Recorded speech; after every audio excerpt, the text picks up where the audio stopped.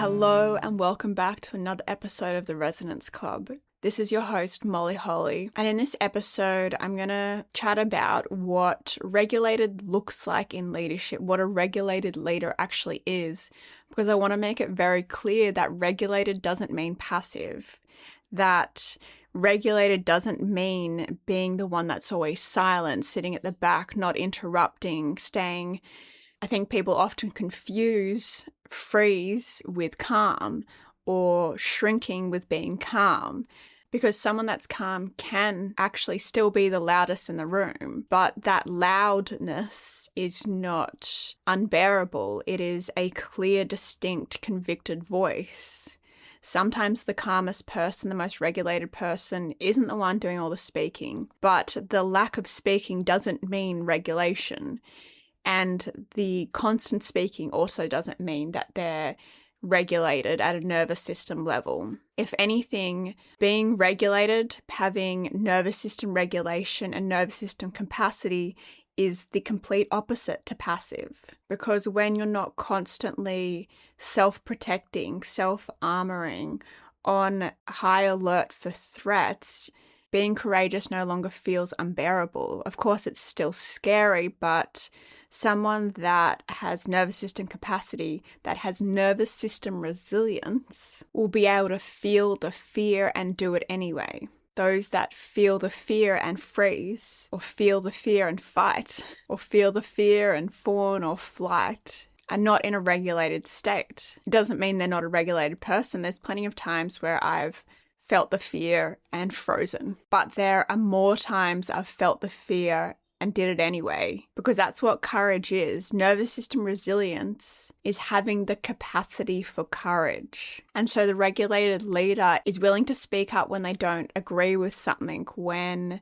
they have a different opinion, when they see or hear something that they don't agree with or they're not willing to tolerate, such as, gossiping or blaming or pointing the finger. And they're also willing to stand up for themselves. And what's interesting is that two people that are regulated, that have good nervous system resilience, are actually more likely to have a high quality argument or disagreement than two dysregulated people who are one's going to be either more aggressive than the other, or they're both just going to be super silent and not even want to go there because the idea of disagreement is too uncomfortable. And so in a lot of ways, nervous system regulation, nervous system resilience really is a prerequisite to grounded power, to that executive presence, to be able to stand up for something,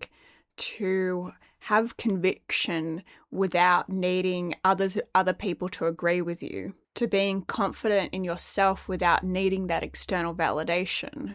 Because anywhere there is dysregulation, there are power struggles, because no one feels safe, everyone's in protection mode, they're constantly vying for the safest position, which is the top. And so someone that is dysregulated, that doesn't feel innately safe, thinks they constantly need to take back power, that they've either lost power to someone else, so they need to fight to get it back, or the safest position is to have the power over so that other people can't make them feel unsafe. Whereas if you're around someone that's regulated, a regulated team, around people that just aren't struggling for power, really, you kind of don't even really consider power. Power doesn't even really come into it, because everyone has equal power, because there is personal power and there is circumstantial power, and everyone has personal power.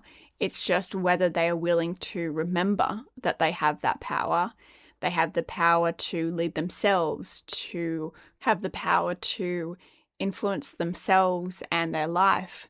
Circumstantial power, yes, is a level of authority, being the one that is making the decisions. But the problem comes in when people think circumstantial power is also total power, and they feel unsafe with the concept that anyone could have more power than them, which isn't even the case. And so, to use some of Brené Brown's words, a regulated leader experiences power with and power within, to the point that no one really questions it because there's not this struggle. Instead, there's a sharing of power and authority and ownership.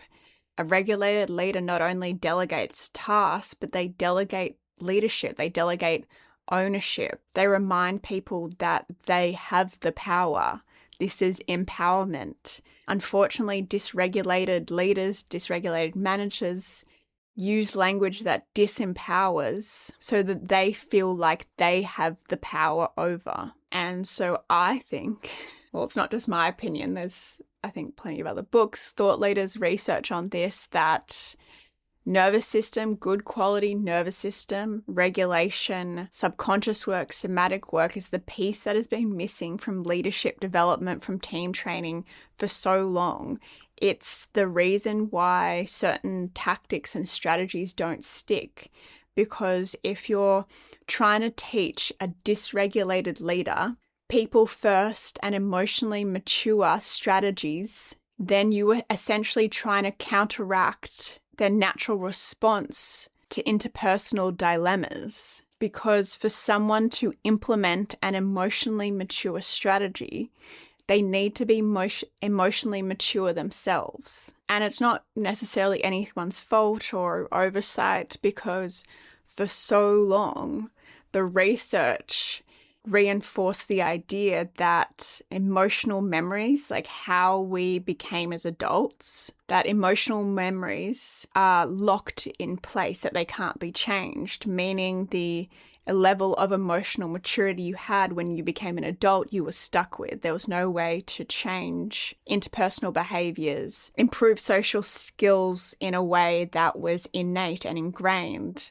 That the only way to change people's emotional reactions or social skills was to learn it at a conscious level, to try and counteract it at a subconscious level. Unfortunately, that mindset perpetuated through a lot of therapy and talk therapy type behavioral studies when they've since, like a decade or two ago now, sometime after 2000, I think that was quite a breakthrough around 2010, 2012, with a lot of this emotional memory, subconscious change work, with the understanding of emotional memories and how they can actually, in fact, be unlocked, reconsolidated or changed, and then somewhat rewritten and then reconsolidated, so that either the memory you have of something has no emotional charge, or the memory has been entirely forgotten if the emotion was the only thing keeping it in your memory. And so to give you some examples and kind of layer some understanding with this, memories are formed when there is an emotion attached to them.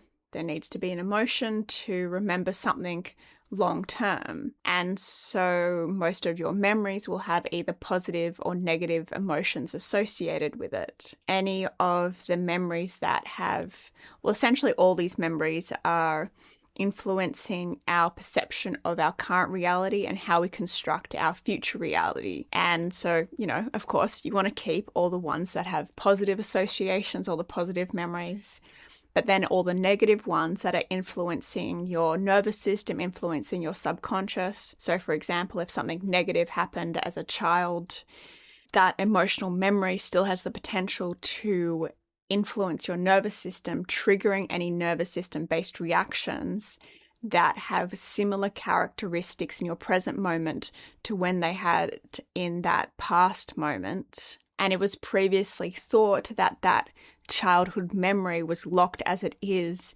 and you were just stuck with any of the behavioral type symptoms such as insecurity or stage fright or nervousness or any of these behaviors that we mistake as characteristics when they're really just stress responses, where it has since been discovered and figured out and reinforced that memory from when you're a child, that emotional memory can actually be unlocked. The emotion can be resolved, can be integrated so that it no longer has an emotional charge, which either means that that memory is erased, so you no longer remember all the times you were bullied, unless they are important enough that they have a a title within your memory, but there's no emotional charge. I have some memories like this where they used to have quite a strong shame and embarrassment type emotions associated with them. Now, when I think about them, I remember they happened. Like, I remember around these years that happened, but I just feel no emotion towards it. There's just no emotional charge. And so they no longer influence my current emotions and my current behaviors. And so because those memories are no longer triggering my current nervous system, whenever something happens in my current reality, I meet it or experience it only with the emotions of this present moment and not with the emotions of my whole childhood condensed into the present day, which is where emotional overwhelm and overreaction comes from the seemingly smallest things, because you're not just experiencing that thing in the present moment, you're experiencing it as you did as that 5-year-old self, in addition to all the other times you experience that emotion. No wonder it's a lot.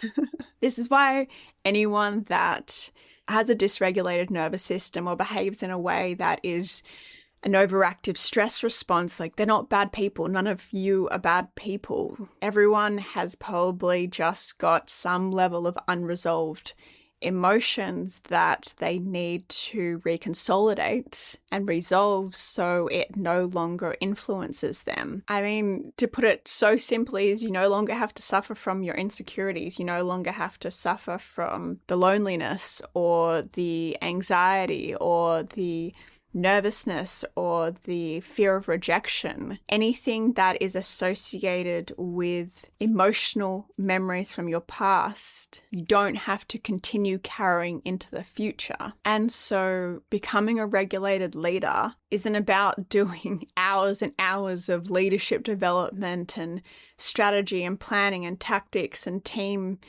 training and all that. It's about resolving and cleaning up all those emotional memories that are not serving you anymore, because let's be honest, sometimes those quote unquote negative emotional memories have served us in the past. But by cleaning up all the ones that no longer serve you, preserving the ones that do serve you, and then allowing yourself to go about your life in a way that is natural and easy, because when you resolve an emotional memory at a subconscious level, you no longer have to remind yourself to be regulated, to be calm, to be present. It starts to become a natural part of who you are and what you do, because the memories that stay intact are the ones about social acceptance, being loved, being safe. And so when you start to construct your perception of the present moment and your perception of your future based on all the positive memories that have stayed intact, then you start to have a very different experience of not only your life, but of yourself as well. So this episode took a turn I wasn't expecting, but essentially, if any of this resonated or even triggered you, please feel free to get in contact with me either by scheduling a strategy call, or you can now also submit an application if you want the details of what I offer in writing. Otherwise, connect with me on Instagram, send me a message, let me know your thoughts, and I'll chat to you next time.